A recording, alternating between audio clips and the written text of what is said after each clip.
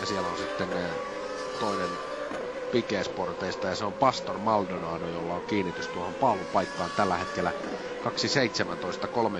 2.17.310 ja se on mennyt rajusti pihalle Pastor Maldonado.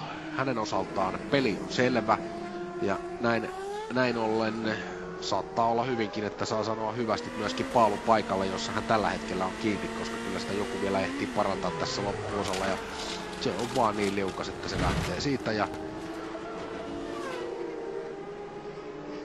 sinne se jysähtää sitten perä edellä tuonne rengaskasaan ja se oli sitä myöten selvä punainen lippu myöskin. Ja näin on sitten aikaa jo punaisella lipulla keskeytetty. Siinä kävi juuri niin kuin vähän uumoilinkin, että tänään nähdään vähän kaiken värisiä lippuja tässä. Ja täytyy ensin saada siivottua tuon Pastor Maldonadon auto tuolta radalta. Päästään hommaa jatkamaan.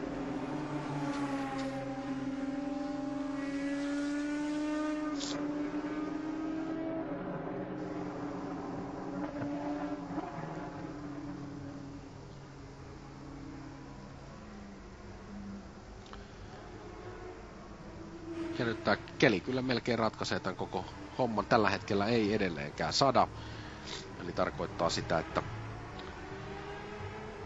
session lopuosalla niitä nopeimpia aikoja pystytään ajamaan. Ja Pastor Maldonado kävelee siellä radan reunalla.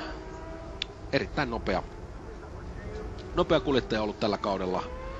Eikä itse asiassa nyt noihin omiin virheisiin niin kauhean usein ole sortunut, mutta nyt sitten vaan tänään kävi niin, että Pikesportin kuljettaja Pastor Maldonado näissä hankalissa olosuhteissa lipsa tonne kaiteeseen ja 23-vuotias venezuelalainen on sitten tästä aikaa, josta ulkona 3 paalupaikkaa hän on vallannut ja voittanut yhden kilpailun, startannut 28 GP2-kisaan.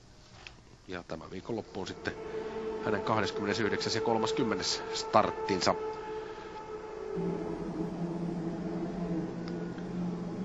Niin, jos lasketaan, että